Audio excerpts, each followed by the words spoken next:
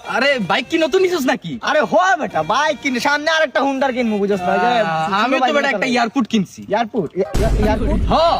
মানে বুঝলাম না কিছু। আরে এর না বুঝে ফাইজলামি করিস, এয়ারপোর্ট তুই কিনা নিবি বেটা? ধর, তোর কি মনে হয় আমি কি একটা এয়ারপোর্ট কিনতে পারবো না? সত্যি কিনছো? হ্যাঁ। কত টাকা নিল? আরে 350 টাকা। ধর বেটা, 350 টাকা এয়ারপোর্ট কি কথা কস বেটা? ফাউলামির একটা লিমিট থাকে বেটা। এয়ারপোর্ট কত বড়? যত বড় হওয়ার কথা এয়ারপোর্ট তত বড়। 350 টাকা এয়ারপোর্ট দিয়া দিব? কোন বলদ দিব রে 350 টাকা তোর এয়ারপোর্ট? আরে বেটা अवेलेबल মানছে কিনতে, তুই কিনবি এয়ারপোর্ট? এয়ারপোর্টটা কত বড়? সেন্টিমিটার কত সেন্টিমিটার? আরে কত সেন্টিমিটার আর কত, যত বড় এয়ারপোর্ট থাকার কথা এত বড়ই।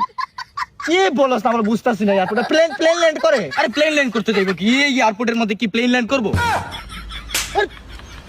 আরে এটা এয়ারপোর্ট না, এটা এয়ারপোর্ট।